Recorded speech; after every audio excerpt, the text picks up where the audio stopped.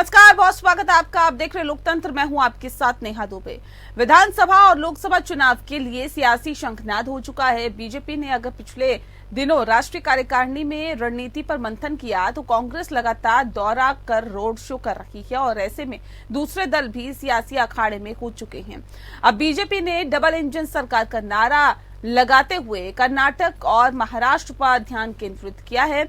इसी क्रम में प्रधानमंत्री नरेंद्र मोदी ने दोनों राज्यों का दौरा किया और सौगातों की झड़ी लगा दी और विकास के वादे भी किए। महाराष्ट्र और कर्नाटक में बीजेपी को अपनी पार्टी को और व्यवस्थित करने की चुनौती है।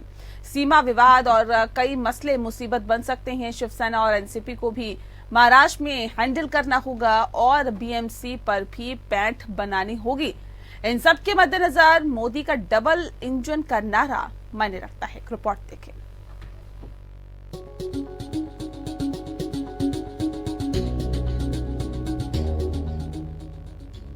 प्रधानमंत्री मोदी ने डबल इंजन सरकार लाने के लिए दो राज्यों का दौरा किया। कर्नाटक के यादगिर जिले में कई प्रोजेक्ट्स का उद्घाटन किया गया। इस दौरान उन्होंने डबल इंजन की सरकार के फायदे गिनाए।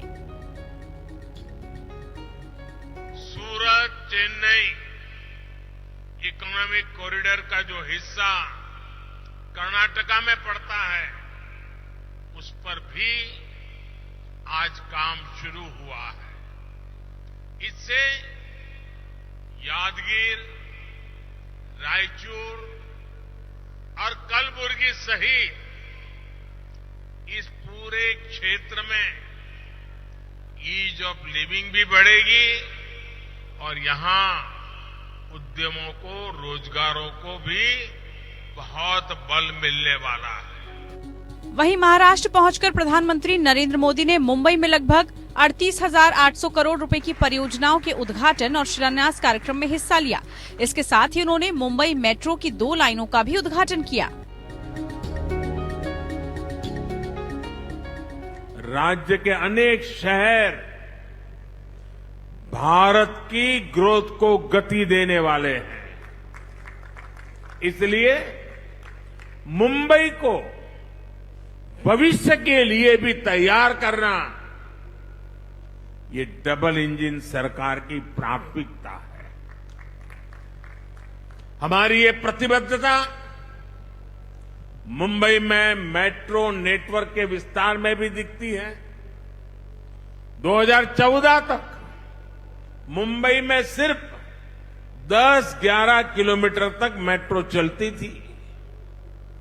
जैसे ही आपने डबल इंजन सरकार बनाई, वैसे ही इसका तेजी से विस्तार हुआ है। कुछ समय के लिए काम धीमा जरूर हुआ, लेकिन शिंदे जी और देवेंद्र जी की जोड़ी के आते ही अब फिर तेजी से काम होने लगा है। इस दौरान सीएम एकनाथ शिंदे ने कहा कि एमवीए सरकार ने महाराष्ट्र में विकास कार्य रुकवाए थे। आप पर भरोसा करके जनता ने डबल इंजन सरकार वापस लाई। महाविकास आघाडी सरकारच्या काळात महाराष्ट्राचा विकास किती झाला ते आपल्याला माहित आहे आणि अगदी ठप्प झालेल्या कामांना खऱ्या अर्थाने चालना देण्यासाठी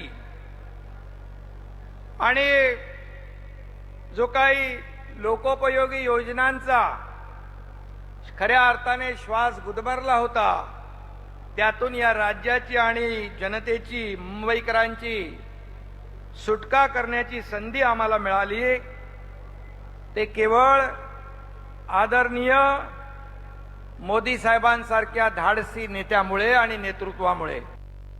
पीएम के दौरे पर शिवसेना के उद्धव गुट ने मुखपत्र सामना में प्रधानमंत्री का स्वागत तो किया है, लेकिन साथ ही बीजेपी पर भी तंज कसा है। सामना ने अपने संपादकीय में लिखा, प्रधानमंत्री का स्वागत है, लेकिन ये सवाल भी है कि लाखों करोड़ों के प्रोजेक्ट हटाकर महाराष्ट्र के लाखों बेरोजगारों के मुंह से निवाला छीन लिया गया। क्या इसे ही मुंबई महाराष्ट्र का भाग्योदय कहा जाए? प्रधानमंत्री जी है, प्रधानमंत्री जी का स्वागत हमेशा करना चाहिए। सर, और आज मुंबई में आ रहे हैं प्रधानमंत्री जी, अच्छी बात है। प्रधानमंत्री जी को कोई विरोध नहीं करता। और हाँ, जब राजनीतिक कोई बात होगी तो हम बोलेंगे, लेकिन शिवसेना ने जो काम महानगर पालिका में किया है, पहले से करके रखा है, उनका ही उद्घाटन करने के लिए भारतीय जनता पार्टी ने उनको निमंत्रित किया है। जो काम है जो काम है जिसका आज लोकार्पण होने वाला है, उसमें देखिए ना, वो बहुत से काम तो शिवसेना ने ही किया है ना। मैं गिन कर बोल सकता हूँ कौन से काम है। नहीं तो जाइए, हमारे जो एक्स मेयर्स है, हमारे सुनील प्रभु जी, उनसे बात करिए, वो बताएंगे किस काम की परियोजना हमने बनाई थी और उसका उद्घाटन हमारे प्रधानमंत्री जी करने आए हैं। फिर भी प्रधानमंत्री हमारे शहर में आ रहे हैं, उनका स्वागत करना चाहिए। मोदी का दौरा इसलिए भी खास है क्योंकि मुंबई में बीएमसी के चुनाव होने वाले हैं और बीजेपी बीएमसी पर कब्जा करना चाहती है। वहीं महाराष्ट्र कर्नाटक सीमा विवाद पर भी सभी की नजर है। आगामी चुनाव में विपक्ष इसे निश्चय ही भुनाएगा। ऐसे में मोदी सीमा विवाद के सिलसिले में भी राज्यों के नेताओं से बात विमर्श कर सकते हैं। फिलहाल दोनों राज्य के चुनाव की तारीख घोषित नहीं हुई है, लेकिन सियासी समा बंद रहा है। हाल ही के राष्ट्रीय कार्यकारिणी में मोदी के कर्नाटक के पूर्व सीएम येदियुरप्पा से बातचीत भी हुई। ऐसे में कर्नाटक के संबंध में सियासी खिचड़ी जरूर पक रही होगी। Bureau report, APN news. और चलिए, इस विषय पे आज हम तफसील से चर्चा करेंगे। प्रधानमंत्री का ये दौरा अपने आप में कितना अहम है, इस विषय पर तफसील से चर्चा करने के लिए खास मेहमान हमारे साथ मौजूद है। उनसे आपका परिचय करा देते हैं। इस वक्त हमारे साथ अश्विनी शाही जी हैं, प्रवक्ता है भारतीय जनता पार्टी के। बहुत स्वागत है आपका। अभिमन्यु जी इस वक्त हमारे साथ जुड़ गए हैं। अभिमन्यु त्यागी जी प्रवक्ता है कांग्रेस की। सब बहुत स्वागत है आपका। हमारे साथ विजय कृष्णा जी जुड़ गए हैं, नेता है शिवसेना की। बहुत स्वागत है विजय कृष्णा जी आपका। और डॉक्टर सुनील कौशिक जी हमारे साथ है, राजनीतिक विश्लेषक है। आपका भी बहुत स्वागत है। इस खास कार्यक्रम की शुरुआत अश्विनी जी आपके साथ करते हैं। डबल इंजन के फायदे गिराने की कोशिश, कहां निशाना है? देखिए, निशाना तो कर्नाटक और महाराष्ट्र का विकास है, भारतवर्ष का विकास है। माननीय प्रधानमंत्री जी हमेशा निशाना विकास पर लगाते हैं और विकास को ही तरजीह देते हैं। आज जिन जिन कार्यक्रमों का वो उद्घाटन और शिलान्यास दोनों करने गए हैं, वो एक, बाकी तो छोड़ दीजिए, हिंदुस्तान में आप 2014 के बाद से कांग्रेस की सरकार जब पहले थी तो 2 किलोमीटर 3 किलोमीटर सड़कें रोज बनती थी, अब 40 किलोमीटर तक पहुंच चुके थे। एक नरीमन पॉइंट के आगे से और थाने तक का जो है एक जो सी पर एक ब्रिज बन रहा है, उसकी परिकल्पना 2016 में माननीय प्रधानमंत्री जी ने की, आधारशिला रखी उसकी। उसके बाद 18 से काम चालू हुआ और हमको लग रहा 2023 में वो बनकर तैयार हो जाएगा और उसका लोकार्पण भी हम 23 में माननीय प्रधानमंत्री जी कर देंगे। उसका भी वो देखने गए थे। उससे जुड़े हुए कई जो नवा सिवा पोर्ट की तरफ जाता है और आगे जो है उधर क्या कहते हैं पुणे की तरफ जाता है, उधर कई हाईवेज बन रहे हैं, एक्सप्रेसवेज बन रहे हैं। कर्नाटक में कई ग्रीनफील्ड एक्सप्रेसवे की आधारशिला रखी गई है। तो आज पूरा हिंदुस्तान में सड़कों का जाल बिछा है। वो किसकी देन है? वो देन है इसी 2014 के बाद के सरकार की। माननीय श्रद्धेय अटल बिहारी वाजपेयी जी ने जो स्वर्ण चतुर्भुज योजना की परिकल्पना की थी 2004 में, जब सरकार आई माननीय मनमोहन सिंह जी की, तो उसको रोक दिया गया था। ये सड़कों का जाल बिछाकर, सड़कों के जाल बिछाने से उद्योग व्यापार में बढ़ोतरी होती है, देश में बहुत सी चीजों में बढ़ोतरी होती है। ये हमको लोकल उस पे इशू पे नहीं जाकर एक, लेकिन विपक्ष तो ये कहता है कि जहाँ जहाँ पे चुनाव होते हैं वहाँ पे प्रधानमंत्री जाते हैं, सौगातें देते हैं, उसके बाद वो 5 साल जाके नहीं देखते। देखिए, प्रधानमंत्री घर का मुखिया होता है और उसके नीचे का जो पूरा परिवार है, कुनबा है, उन्होंने कहा ना देवेंद्र जी और शिंदे जी का जो जोड़ी है, वो जोड़ी के आने के बाद किस तरीके से विकास और बढ़ा है आगे, जिसका एक उदाहरण और देना चाहता हूँ। वहाँ वसूली अगाड़ी की सरकार थी, अभी चली है कुछ दिन पहले तक। बुलेट ट्रेन जिसके पर यही कांग्रेसी जो है सवाल खड़ा करते हैं, गुजरात में लगभग पूरी हो गई है, महाराष्ट्र में क्यों नहीं पूरी हो रही थी? इन लोग पूरा होने नहीं दे रहे थे, वसूली में थे। ये 100 करोड़ की वसूली और 200 करोड़ की वसूली थी। वो बुलेट ट्रेन को नहीं पूरा होने दे रहे थे कि माननीय प्रधानमंत्री जी की ये परिकल्पना पूरी हो जाएगी तो गड़बड़ हो जाएगा। आज जैसे ही सरकार बदली वो काम चालू हो गया। हिंदुस्तान में अगर बुलेट ट्रेन आए, हिंदुस्तान आगे बढ़े। ठीक है विजय कृष्णा जी, आप लोग क्या विकास में रुकावटें पैदा कर रहे थे क्या? अब कह रहे हैं देखिए शिंदे जी की सरकार आई है और अब विकास की पटरी पर आगे दौड़ता हुआ महाराष्ट्र दिखाई दे रहा है। पहले सभी लोगों को मेरा नमस्कार। मैं आपको यही कहना चाहता हूँ, जब पंतप्रधान जी ने जापान की पर्यटन में गए हैं प्रथम बार सभी लोगों को मिले हैं ये ढोल बजाना है। ये ढोल बजाना हर दिन हम जब देखते हैं तो एक अभिवृद्धि कार्यक्रम शुरू करता है प्रधानमंत्री जी, और ये ढोल बजाना करता है। बहुत अच्छी बात है। आज हमारा सांसद संजय राउत जी ने साफ साफ बताया, हम स्वागत करते हैं जो बैलेंस्ड रीजनल डेवलपमेंट हम करते हैं। कलबुर्गी और यादगिरी डिस्ट्रिक्ट आके one of the backward district Karnataka में आते हैं, और महाराष्ट्र में भी 38,000 करोड़ का इन्वेस्टमेंट हो रहा है। हम इसको स्वागत करते हैं। लेकिन क्या हो रहा है, जब महाराष्ट्र हमारा देश की शान है, अच्छी तरह से एक बिजनेस एनवायरनमेंट है, काम करने का जगह है, व्यापार करने का जगह है, उस जगह से आने वाली कंपनियां, बहुत सारे कंपनियां गुजरात जा रहे हैं। यही संजय राउत जी ने कहा है, और शिवसेना भी कहते आ रहे हैं। शिंदे जी, देवेंद्र फडणवीस जी ये काम कर रहा है कि हमारा इन्वेस्टमेंट हमको नहीं आना चाहिए, गुजरात जाना चाहिए। ये कैसी तरह का डेवलपमेंट है, वही कह रहा हूँ। गुजरात भी हमारा देश की शान है, और महाराष्ट्र भी हमारा देश की शान है। इसलिए मैं कह रहा हूँ फडणवीस जी और शिंदे जी, जो इन्वेस्टमेंट को अट्रैक्ट करना है, जो बिजनेस क्लाइमेट का बढ़ोतरी दिखना है, वो नहीं हो पा रहा है। इसलिए हम एक ऑब्जेक्शन जता रहे हैं। ठीक है, अश्विनी जी कह रहे हैं गुजरात चुनाव से पहले सारी इंडस्ट्रीज को गुजरात ले गए, महाराष्ट्र में भी विकास हो, गुजरात में भी विकास हो, देश का विकास हो, तो हम लोग उसका समर्थन करते हैं। कह रहे हैं हम लोग उसके अगेंस्ट नहीं है। अब क्या ये चुनाव से पहले हम वापस महाराष्ट्र में लेके आएंगे क्या ये इंडस्ट्रीज? महाराष्ट्र वासियों को नहीं है क्या जरूरत? किसने कहा? महाराष्ट्र में इंडस्ट्री लगी हुई है, महाराष्ट्र में इंडस्ट्री लगी हुई है, वहाँ पर सुचारू रूप से इंडस्ट्रियां चल रही हैं। पूरा देख लीजिए, क्या कहते हैं, पुणे में इंडस्ट्री देखिए किस तरीके से लगी है, मुंबई में इंडस्ट्री लगी है, महाराष्ट्र, पूरे महाराष्ट्र में एक से एक इंडस्ट्री लगी हुई है। ये सेमीकंडक्टर की इंडस्ट्री जो गई है, सेमीकंडक्टर की इंडस्ट्री से ये तो उसने जवाब उसी समय मिल गया था। अनिल अग्रवाल जी ने बताया था क्यों लेकर जा रहे हैं, ये पूरे देश को पता है। ये शिवसेना को क्यों नहीं पता है, ये नहीं समझ में आया। और वो ये महाविकास अघाड़ी जो है उसको क्यों नहीं पता है। और बुलेट ट्रेन पर हमारे नेता विजय कृष्णा जी ने कुछ नहीं बताया कि क्यों रोक लगा रखा था इन लोगों ने। ये इसके पहले ये परियोजना जो है 2014 के पहले मनु त्यागी जी क्यों नहीं लेकर आए, जो और उसमें एक चीज जोड़ना चाहता था, मैं भूल गया था। ये आधारशिला 1964 में रखी थी, वो जो पुल बन रहा है सी पर 1964 में रखा गया था। तो ये महाविकास अघाड़ी ने कितना काम किया है कि दोबारा 16 में वहां पर जाके फिर से भूमि पूजन माननीय प्रधानमंत्री जी को करना पड़ा। 64 के बाद कोई एक ईंट नहीं रखी गई उसमें, और 16 में करके और आज हम डिलीवर करने की स्थिति में है। ठीक है, अभिमन्यु जी का मैं रुक कर लेती हूँ, मैं लौटती हूँ अश्विनी जी, लौटती हूँ। अभिमन्यु जी, भारत जोड़ने की तो आप बात करते हैं, लेकिन भारत के विकास नहीं देखा जाता आप लोगों से। इस तरह के आरोप आप लोगों पे लगते हैं कि जब भारत जोड़ने की बात होती है, कहाँ जोड़ने की जरूरत है? यहाँ तो विकास की जरूरत है। जब विकास करती है मौजूदा सरकार, तो आप लोगों से देखा नहीं जा रहा है कि भारत जोड़ने की भी जरूरत है। जहाँ नफरतों की बात होती है, जहरीली बातें होती है, वहाँ भारत जोड़ने की आवश्यकता है। लेकिन जहाँ विकास की जरूरत है, कांग्रेस पार्टी ने हमेशा विकास किया है। आदरणीय पीएम साहब क्या काम करते हैं?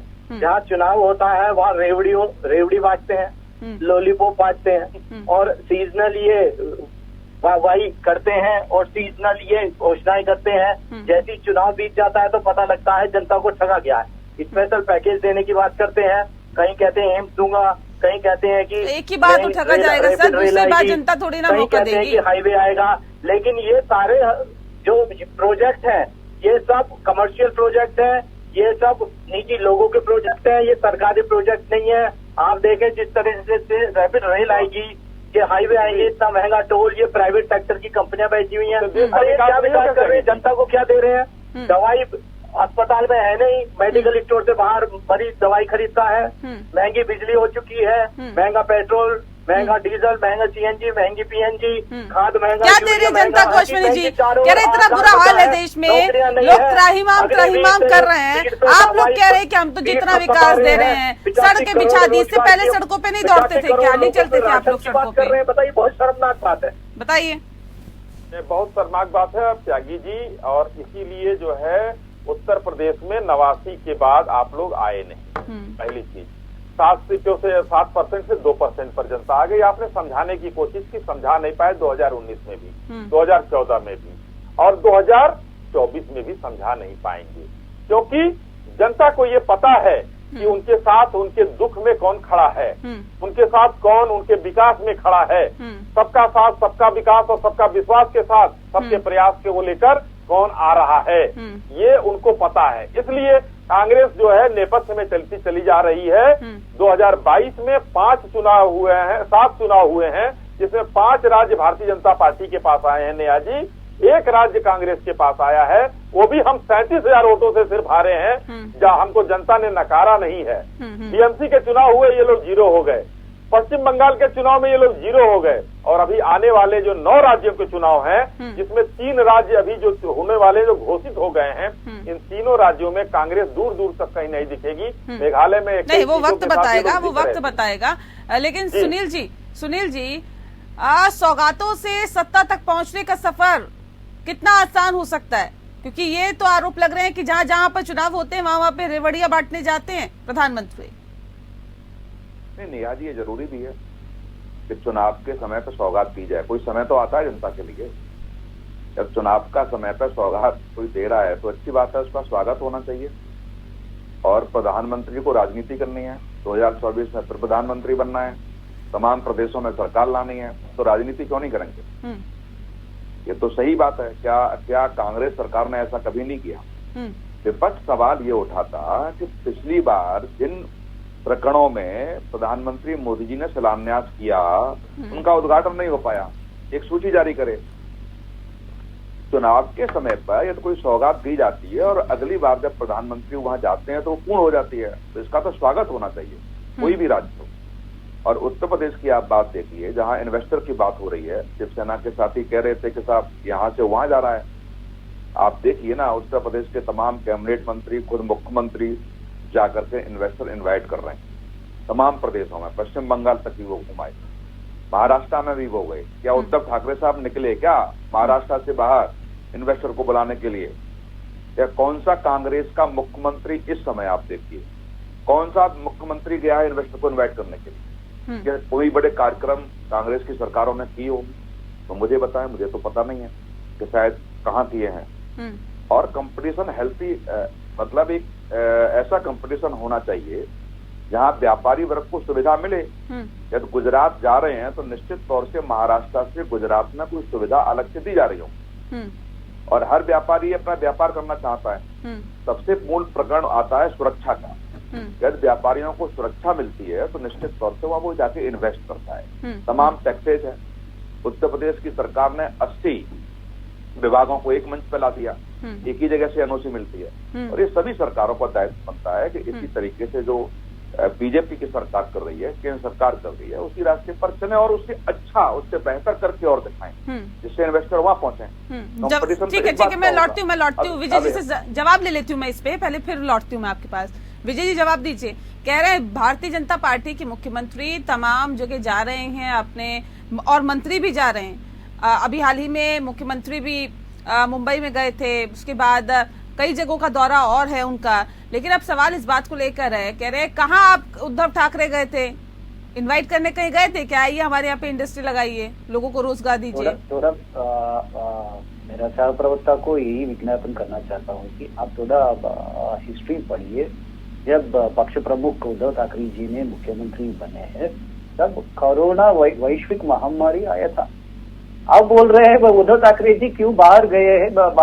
तो महाराष्ट्र में ही आया था क्या? पूरे देश में आया था ना सर? समर्थक पालक बैठ के एडमिनिस्ट्रेशन को चलाते हैं। एक मिनट, एक समर्थक पालक बैठ के काम करता है, बाहर नहीं जाता है। मैं अगर नहीं बैठता हूँ कैसे मैं लोगों को चला सकता हूँ? मैं यही कह रहा हूँ आपका मॉडल जो है, आप बाहर जा रहे हैं इन्वेस्टमेंट लाने के लिए, हम प्रशंसा करते हैं, लेकिन एक रिमार्क करने के पहले आप थोड़ा सोचिए। पक्ष प्रमुख जब काम कर रहे हैं, आपका हमारा पंत प्रधानी जी ने प्रशंसा किए हैं बेस्ट सीएम कह के। कोरोना है, कोरोना को कंट्रोल करने में उद्धव ठाकरे जी सफल हुए हैं। ऑन रिकॉर्ड पंत प्रधानी जी ने प्रशंसा की है। जब कर्नाटक में प्रधानी जी आते हैं, बेलगाम के बारे में क्यों नहीं बात करते हैं? बेलगाम आके महाराष्ट्र को मिलना ही चाहिए। नहीं, प्रधानमंत्री ने किसी योजना का शिलान्यास किया, आप लोगों ने काम ही पूरा नहीं होने दिया। क्यों नहीं काम होने दिया? कह रहे शिंदे सरकार आई तब काम पूरा हुआ, क्यों? उससे महाराष्ट्र का विकास नहीं होता क्या? आप सुनिए, आज भारत देश में पर्यावरण की हानि हो रहा है। आप डेटा थोड़ा निकालिए, हर क्षेत्र में हानि हो रहा है। पर्यावरण भी मुख्य है। आप आज आके 2 मेट्रो लाइन आप शुरू किए हैं, लेकिन मुंबई का पर्यावरण हानि करके आप क्या हासिल पा रहे हैं? ये मुख्यमंत्री उप मुख्यमंत्री फडणवीस जी को जो एक घमंडी निर्णय लिया है, मेरा फैसला ही चलना है। जो आरे फॉरेस्ट रीजन है उसको उस प्रांत में ही वो जो पार्क तो है, विकास का क्या पैमाना है सर, बताइए ना थोड़ा सा। विकास का पैमाना क्या है, क्या मापदंड है? आप क्या फायदा कर रहे हैं मुंबई जनता को? इसलिए मैं कह रहा हूँ फिर शिवसेना आएगा लोकल बॉडी इलेक्शन में, फिर शिवसेना आएगा। शिवसेना ही मुंबई लोगों को देखभाल करेगा। नहीं तो विकास का पैमाना क्या है? मेट्रो नहीं चलाए, विकास सड़कें ना बनाए। यार, आज के कार्यक्रम में प्रधानमंत्री मोदी जी ने किसी प्रकरण में अवहेलना की है, एनओसी विभागों की नहीं ली है, पर्यावरण को नुकसान हुआ है, ये शिवसेना की जिम्मेदारी बनती है। कोर्ट का निर्णय, कम से कम कोर्ट का दरवाजा खटखटाए, एनजीटी का दरवाजा खटखटाए, पॉल्यूशन बोर्ड का दरवाजा खटखटाए। यदि ऐसा लग रहा है कि बीजेपी राजनीति कर रही है और वहाँ स्वास्थ्य से संबंधित समस्याएं पैदा हो सकती हैं, पर्यावरण से संबंधित समस्याएं पैदा हो सकती है, तो ये शिवसेना की जिम्मेदारी बनती है। ऐसा नहीं कार्यक्रम रातों में तय हो गया। यदि ऐसा कुछ है, वहाँ मेट्रो लाइन बिछाई गई है और नियम विरुद्ध बिछाई गई है, नियमों का वहाँ पालन नहीं हुआ है।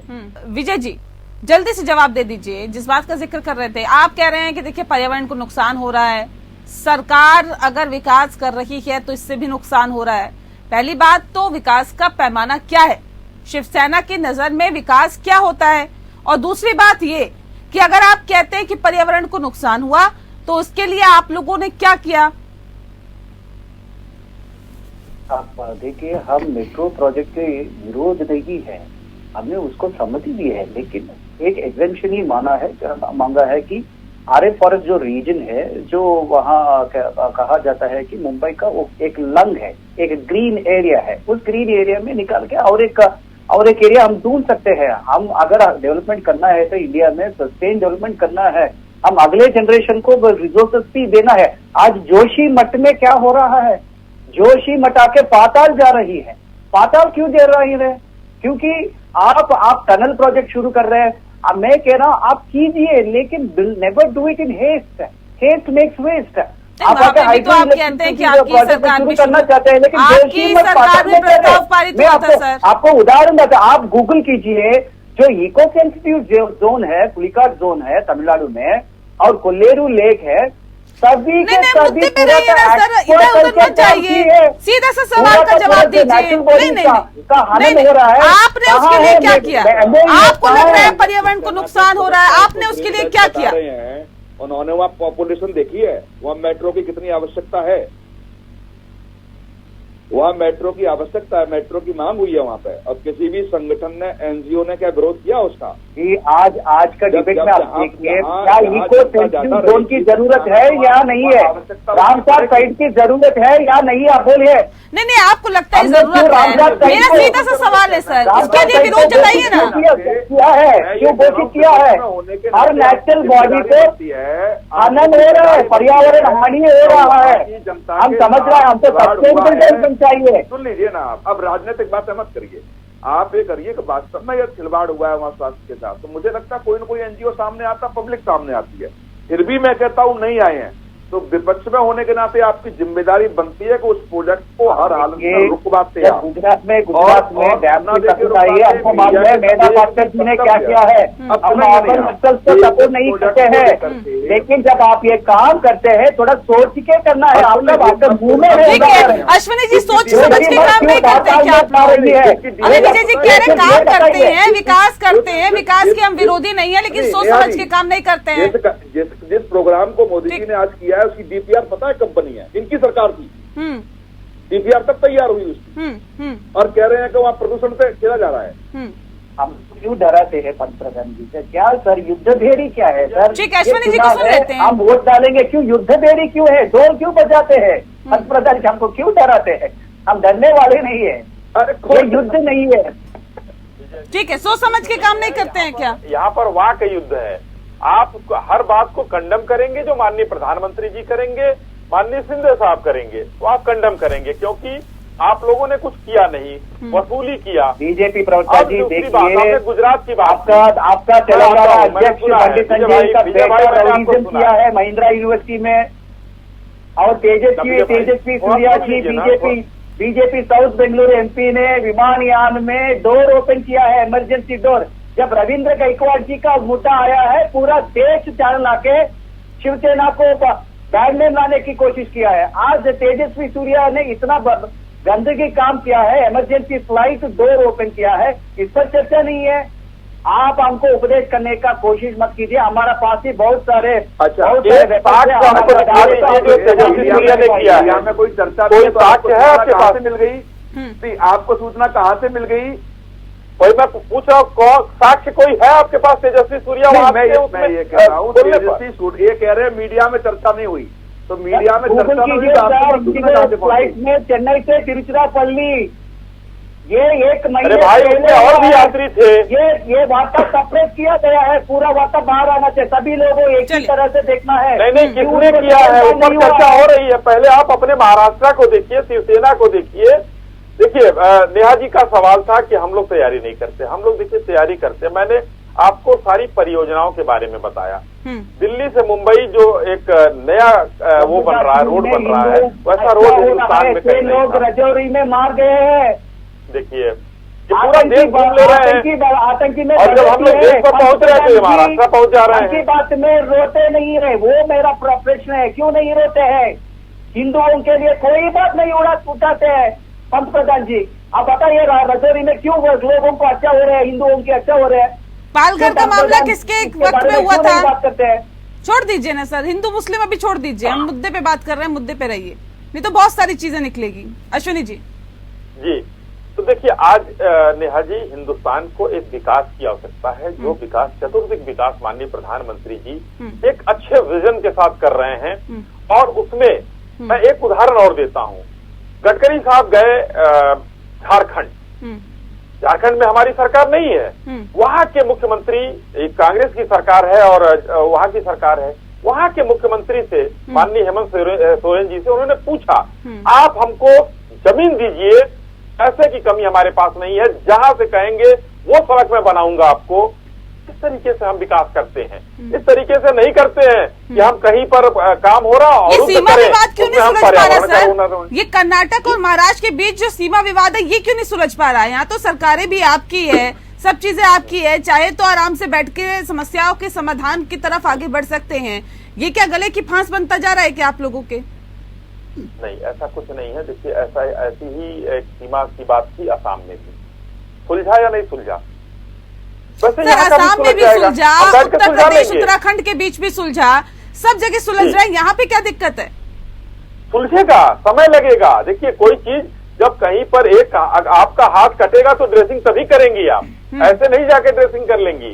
उसके लिए अगर वहां पर कुछ हुआ है, जनता के बीच में बवाल हुआ है, जनता ने ये कहा, असम में तो गोलियां तक चल गई थी, उसी चीज का इंतजार अब यहाँ पे भी किया जा रहा है। मामला यहाँ नहीं है जी, उसी चीज का इंतजार किया जा रहा है क्या? पार्टी की है नहीं, इंतजार किस बात का किया जा रहा है बताइए ना?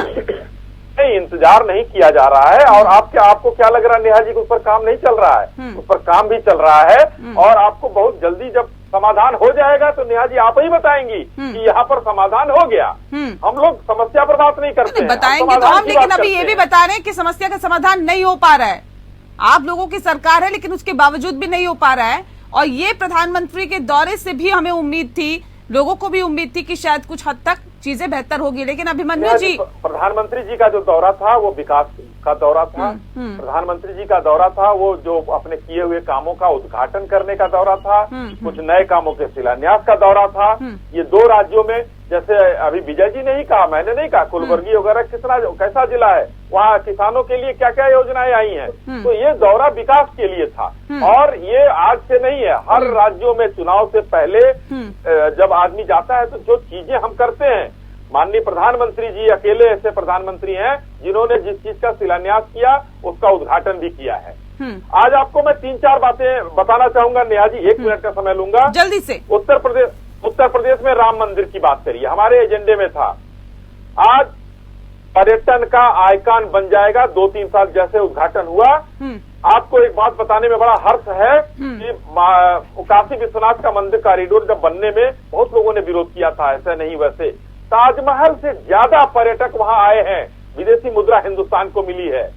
आप आ जाइए महाकाल का कॉरिडोर बना है, वहां पर इतना पर्यटन बढ़ा है। ये धार्मिक पर्यटन जो बढ़ रहा है, विदेशों से लोग आ रहे हैं और विदेशों से जो पैसा आ रहा है, सर, जो आपने काम किया आपको उसका फल भी मिल रहा है। ऐसा थोड़ी है कि आपको उसका फल नहीं मिल रहा है। ठीक है। और एक अंतिम बात मैं कह दूं नेहा जी, बस जम्मू कश्मीर के बारे में इतनी बातें कहते हैं लोग। जम्मू कश्मीर खचाखच भरा हुआ है। 1 लाख रुपए का कमरा एक गया है इस साल इस सीजन में पर्यटन में। अब सोचिए कि किस तरीके से बूम आया हुआ है हिंदुस्तान में, और ये लोग कहते हैं जम्मू कश्मीर में कुछ हुआ ही नहीं है। तो ये चतुर्दिक की मैं बात कर रहा हूँ, चाहे उत्तर प्रदेश हो, महाराष्ट्र हो, जम्मू हो, झारखंड हो, हम चारों तरफ विकास करने की बात करते हैं और ये लोग महावसूली अगाड़ी 100 करोड़ 200 करोड़ वसूलने की बात करते हैं। ठीक है अभिमन्यु जी, चलिए चुनाव के वक्त ही सही या फिर यूं कहें कि चुनाव से पहले ही सही, लेकिन प्रदेश को सौगातें तो मिल रही है प्रधानमंत्री नरेंद्र मोदी के जरिए, और यही डबल इंजन के फायदे हैं कि विकास के पथ पर आगे भी बढ़ता है, दौड़ता है। लेकिन उससे फिर दिक्कतें क्या? आप इस तरह की दिक्कतों का हवाला देंगे कि देखिए पर्यावरण को इससे नुकसान पहुंचेगा या इस तरह की दिक्कतें हैं या उसकी जरूरत नहीं थी, तो क्या ये बात सही है क्या?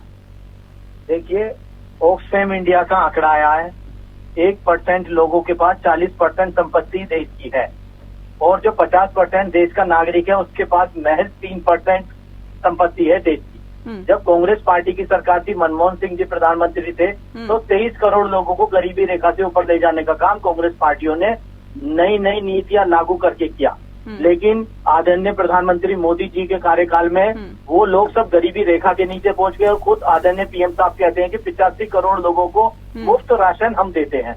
ये इनका रिपोर्ट कार्ड है कि किस तरह से बेरोजगारी, किस तरह से महंगाई, किस तरह से शिक्षा, चिकित्सा, किसानों की फसल दुगने वाली बातें, महंगी बिजली, ये सारे मुद्दे आज भी जू के तू खड़े हुए हैं। जैसे घोड़ा बेलगाम हो जाता है, इसी तरह से महंगाई हो चुकी है जिसके बारे में ये कभी बात नहीं करना चाहते। रोज एग्जाम जब भी होते हैं उसके पर्चे लीक हो जाते हैं, एग्जाम जैसे तैसे होते हैं तो फिर वो कोर्ट में पहुंच जाता है, रिजर्वेशन का मामला ले आते हैं बीच में। ये जिस तरह से सरकार का जो आचरण है एमएसएमई उद्योगों के लिए, स्मॉल एंड मीडियम एंटरप्राइजेस के लिए कि जो सबसे ज्यादा रोजगार देता, पूर्ण तौर पे ठप कर दिया है। नोटबंदी गलत तरह से लागू की गई, जीएसटी, बैंकों में गलत तरह से जिस तरह से टैक्स वसूल रहे हैं, उसके बाद चुनाव हो गए, फिर आप उसी कहाँ जा रहा है? 2-3 पूंजीपतियों के पास रहते हैं, देश क्यों गरीब हो रहा है? उसके बाद तो सर चुनाव हो गए, जनता ने सभी चीजों को स्वीकार लिया, जनता ने सभी चीजों को स्वीकार लिया अभिमन्यु जी, बजाय कांग्रेस को छोड़ के बाकी जनता ने स्वीकार लिया। हिंदू मुसलमान, भारत पाकिस्तान चीन खालिस्तान कर रहे हैं, आप कोशिशें कर रहे हैं सर, आपकी कोशिशें कितनी रंग लाएगी ये भी 2024 के बाद साफ हो जाएगा। उसकी चिंता आपको ज्यादा है, मैं समझ सकती हूँ। लेकिन डॉक्टर सुनील कौशिक जी, सर ये बताइए, जो दौरा प्रधानमंत्री का रहा, ये बीएमसी चुनाव जिस तरह से है मुंबई में, क्योंकि उस पर कब्जा करना चाहती है, उसके साथ साथ कर्नाटक का भी एक अहम ये कहा जा सकता है कि विषय है चुनाव के मद्देनजर, क्या प्रधानमंत्री के दौरे से फर्क पड़ेगा बीएमसी चुनावों में? क्या लगता है आपको ऐसा? नहीं, बिल्कुल फर्क पड़ेगा, क्यों नहीं फर्क पड़ेगा। जब आप विकास की सौगात किसी शहर को देंगे तो निश्चित तौर से प्रभाव पड़ता है।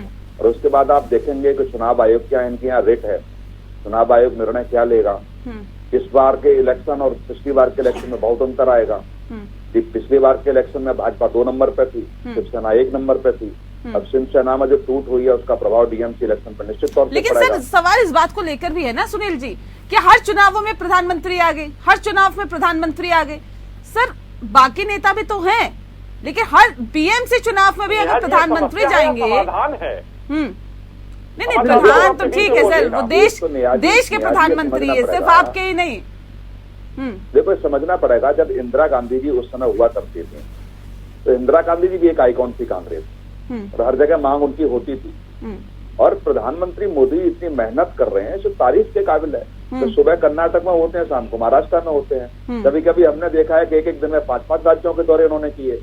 तो ये तो अच्छी बात है। और राजनीति ही करनी है उनको। ऐसा तो है नहीं है कि उनको राजनीति से संन्यास ले लिया, राजनीति नहीं करेंगे। हर एक दौरे का मिनिमम आप देखेंगे माइक्रो लेवल पर, तो ये पीएमओ डिफाइन करता है इस बात को लेकर के कि यदि एक पंथ दो काज हो जाए तो क्या दिक्कत आ रही है। प्रधानमंत्री मोदी जी का दौरा भी हो जाए, वहाँ का सौगात भी मिल जाए वहाँ के लोगों को, और उनका राजनीतिक जो भी एम है वो पूरा हो जाए, तो वो तो सारे राजनीतिक दल यही करते हैं।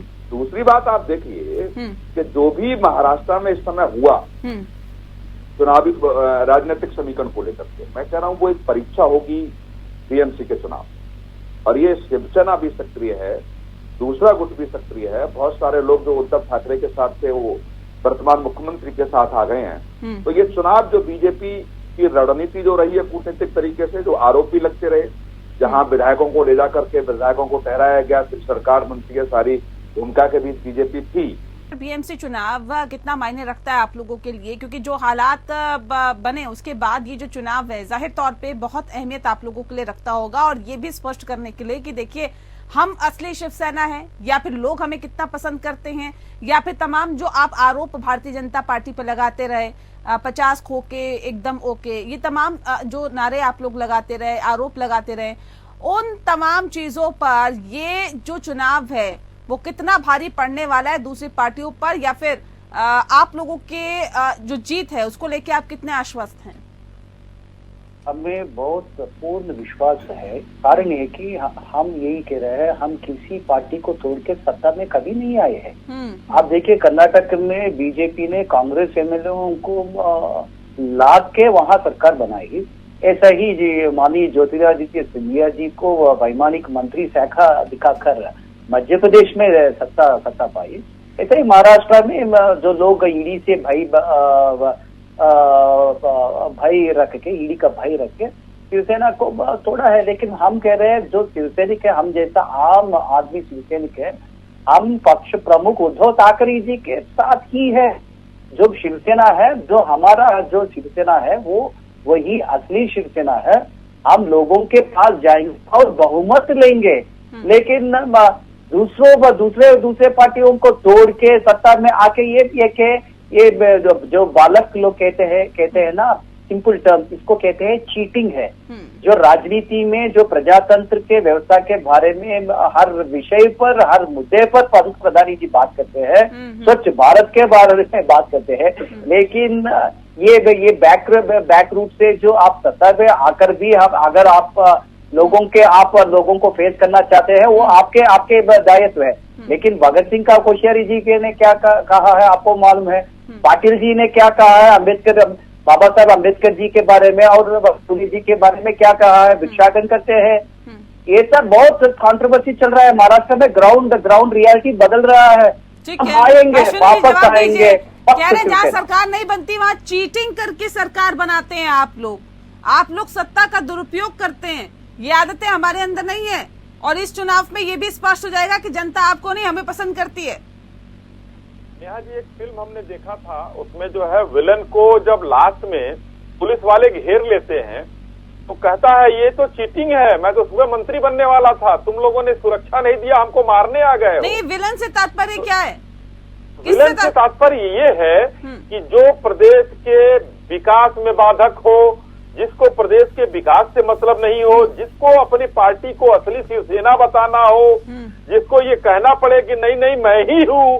तो आज स्थितियां ये है कि जिनके साथी छोड़कर चले गए हो तो वो तो कहेगा ही चीटिंग, क्योंकि वो चीटिंग को प्रूव नहीं कर पाएगा कहीं।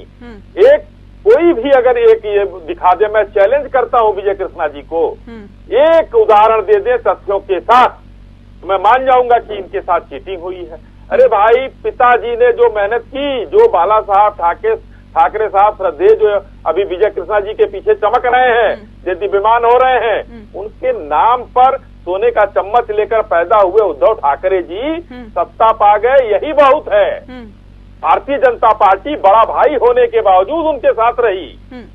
चुनाव जीते हम लोग, दोनों लोगों को साथ में मेजॉरिटी मिली, उसके बाद छोड़ के भागने वाले को चीटर कहते हैं, या सरकार सब आपको छोड़ के ही भाग रहे हैं सर। उद्धव ठाकरे आपको छोड़ के भाग गए, नीतीश कुमार आपको छोड़ के भाग गए, सब आपको छोड़ के भाग रहे हैं, और जिस बात का जिक्र आप कर रहे हैं कि डबल इंजन की सरकार, डबल इंजन की सरकार, डबल इंजन की सरकार, उस डबल इंजन की सरकार को हिमाचल प्रदेश वासियों ने भी नकार दिया, कहा हमें नहीं चाहिए डबल इंजन की सरकार, नकारा नहीं। देखिए ये हिमाचल वासियों के साथ इंसाफी नहीं होगा।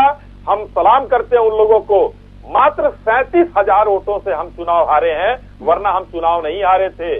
37,000 वोट पीछे है कांग्रेस, नकारा कैसे? 7 विधानसभा के चुनाव हुए 7 प्रदेशों के, जिसमें 5 में जनता ने हमको इस्तकबाल किया, जनता ने सर माथे पर बैठाया।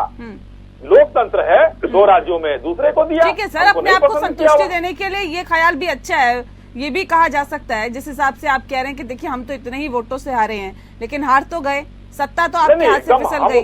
डबल इंजन की सरकार को तो जनता ने नकार दिया, इस बात को स्वीकार कर ले तो आपके लिए ज्यादा अच्छा होगा और भारतीय जनता पार्टी के लिए भी। जिस बात पर मंथन आप लोग कर रहे थे उस पर मंथन बेहद जरूरी है। लेकिन अभिमन्यु जी अब सवाल इस बात को लेकर, देखिए प्रधानमंत्री लगातार दौरे कर रहे हैं, जहां जहां पे चुनाव है वहां पे दौरे होते हैं, शिलान्यास होता है, उद्घाटन होता है। आप लोगों की भारत जोड़ो यात्रा कैसे उस पर हावी होगी? आप लोग तो घुसते हैं और निकल जाते हैं सर, लेकिन ऐसे में प्रधानमंत्री जाते हैं, प्रधानमंत्री के लिए पहले पूरी तैयारी होती है, बाकायदा लोगों को सौगात दी जाती है, और उसके बाद अब सवाल इस बात को लेकर है कि आप लोगों के लिए क्या नहीं लगता कि बहुत ज्यादा मुश्किलें बढ़ती हुई दिखाई दे रही है? ना विपक्ष एकजुट हो पा रहा है, ना मुकाबला प्रधानमंत्री से हो पा रहा है, कैसे मुकाबला करिएगा आप लोग? देखिए, जो एनडीए के घटक दल थे, जैसे अकाली दल, जैसे नीतीश कुमार का दल जनता दल यूनाइटेड, जैसे महबूबा मुफ्ती का दल, और इसी तरह से शिवसेना, ये लोग आज इनसे अलग हो चुके हैं। तो यानी उन प्रदेशों में भारतीय जनता पार्टी कमजोर हो चुकी है, ये सब लोग जान चुके हैं। इसके अलावा छोटे छोटे बहुत दल हैं, जैसे सुहेल देव जी का दल है, कई सारे दल हैं, बेशक वो बहुत कमजोर स्थिति में है, लेकिन वो भी इनका नुकसान करने के लिए काफी है। अब मैं बात करना चाहता हूँ आदरणीय प्रधानमंत्री जी का। देखिए, वो तो बहुत बड़े इवेंट मैनेजर है, जहाँ जाते हैं तामझाम के साथ जाते हैं, सारी सरकारी संस्थानों को वहाँ लगाते हैं, जनता का पैसा, बिना इवेंट मैनेजमेंट के सर भारत जोड़ो यात्रा हो रही है क्या? और भारत जोड़ो यात्रा जो है उसमें जनता खुद जुट रही है। आप देखें किस तरह से लाखों लोग रोज आ रहे हैं, लोग पद यात्रा में शामिल हो रहे हैं। जनता चाहती है कि जो नफरत की भाषा है, नफरत की बोलचाल है, वो खत्म हो। नफरत वो जनता नहीं चाहती है, दीवार को ढाना चाहती है। उस दीवार को ढाने का काम कांग्रेस पार्टी के द्वारा किया जाएगा, और निसंदेह 2024 में परिवर्तन देखने को मिलेगा। और उससे पहले 2024 से पहले जो 9 राज्यों में चुनाव है, उसमें मध्य प्रदेश भी है, जहाँ इन्होंने हमारे विधायक तोड़कर सरकार बनाई, कर्नाटक भी है, जहाँ इन्होंने हमारी सरकार गिराई है, समर्थित सरकार। इसी तरह से ये 9 राज्य में ये जान जाएंगे कि ये इनकी स्थिति क्या है, दूध का दूध पानी का पानी हो जाएगा। जनता जाग चुकी है, और जो जनता के असल मुद्दे हैं, फिर से मैं कहना चाहता हूँ, दोहराना चाहता हूँ कि महंगाई का, बेरोजगारी का, शिक्षा का, चिकित्सा का, किसानी का, ये मुद्दे होकर अपना अधिकार इन सब के बाद ले लेगी। ठीक। अब मन्नू जी, आपने बहुत बढ़िया उदाहरण दिया, मुझे एक बात याद आ गई, मैं जवाब एक लाइन में देना चाहता हूँ। एनडीए को छोड़कर जो दल गए, शिवसेना देखिए क्या स्थिति है, प्रकाश सिंह बादल की पार्टी, अकाली दल की क्या स्थिति है, ऐसे बहुत लोग छोड़कर गए, उनकी स्थिति देख लीजिएगा। लेकिन कांग्रेस को छोड़कर शरद पवार जी गए, क्या स्थिति है, ममता बनर्जी जी गए, क्या स्थिति है, जो आपको छोड़कर गए उनकी, जगन मोहन छोड़कर गए, वो क्या स्थिति है। आप इस पर विचार करिए, भारतीय जनता पार्टी के साथियों पर विचार मत करिए। हमको जो छोड़कर गया वो नेस्तनाबूत हो गया, हम लोग वहीं पर खड़े हैं और हो गया ये कर दिया सर, ये भी स्पष्ट कर दीजिए ना, हो गया ये कर दिया नहीं हो, जो हमको छोड़कर गया वो नेस्तनाबूत हो गया। हम क्यों करने जाए? लोग शिवसेना अपने छोड़कर गई, प्रकाश सिंह बादल जी की बहू जो है वहां पर खुद इस्तीफा देकर गई किसान मुद्दे पर, देखिए क्या स्थिति हो गई। और शरद पवार जी, ममता बनर्जी जी चमक रही हैं। ये कांग्रेस की राजनीति है। और वो ठीक है, एक आखिरी सवाल मेरा सुनील जी आपसे है। हाल ही के राष्ट्रीय कार्यकारिणी में मोदी के कर्नाटक के पूर्व सीएम येदियुरप्पा से भी बातचीत हुई थी, और ऐसे में कहा गया था कि कर्नाटक के संबंध में भी जरूर कोई सियासी खिचड़ी पक रही होगी। ये दौरा भी उसके मद्देनजर बेहद अहम है, कैसे इसे देखते हैं? नहीं, देखो, जब येदियुरप्पा पहली बार जब मुख्यमंत्री बनते हैं, कर्नाटक में सरकार आती है, तो उसके बाद आप देखिए ना, तो 5 साल में 3 मुख्यमंत्री वहां बदले थे। और मुख्यमंत्री बदलने के बाद क्या स्थिति रही, तो उनकी भूमिका अहम है वहां पे। और जो वह धार्मिक या जातिगत आंकड़े देखेंगे वो निश्चित तौर से येदियुरप्पा के सच में जाते हैं। तो ये राजनीति जो कहती है निश्चित तौर से उनको झुठलाया नहीं जा सकता, जो जमीनी स्तर की राजनीति है। येदियुरप्पा बीजेपी के लिए बहुत महत्वपूर्ण है। उनको पार्टी से निकाल के देख लिया, आप सत्ता से दूर हो गए, आप सरकार पूरी नहीं चला पाए, अब वो आए हैं, क्या स्थिति बनेगी। कई ऐसे लोग हैं जो येदियुरप्पा के नाम पर विरोध वहां नहीं हो रहा है। तो ये बीजेपी की राष्ट्रीय नेताओं की जिम्मेदारी भी बनती है कि बीच का सामंजस्य कैसे बैठे। यदि कोई एक बड़ा नेता आपके साथ है और उसकी भूमिका अहम है, जनता में उसकी स्वीकार्यता है, तो निश्चित तौर से उनको अहम जिम्मेदारी दी गई थी। अभी देखो पिछले बार जब कहेंगे तो उनमें उनका नाम भी था, और इस बार जब चुनाव की जो जिम्मेदारी दी जा रही है या जो वहाँ भूमिका तय की जा रही है, मुझे लगता है येदियुरप्पा की केंद्र में वहां रहेंगे। जो अलग से 10 से 15 मिनट मोदी जी ने बात की, अमित शाह जी ने भी अलग से बात की, तो उसके एक मायने होते हैं कि जब आप अलग से बुला करके बैठ के बात कर रहे हैं तो निश्चित तौर से कोई ऐसी रणनीति तैयार हुई होगी जो मीडिया के सामने खुलासा नहीं हो सकता है। लेकिन ये जरूर लगता है कि येदियुरप्पा मैं कार्यक्रम के आखिरी पड़ाव में हूँ, सर माफ कीजिएगा, बस वक्त की कमी है। बहुत शुक्रिया आप सभी मेहमानों का हमारे साथ इस खास चर्चा में शामिल होने के लिए। लोकतंत्र में फिलहाल नमस्कार।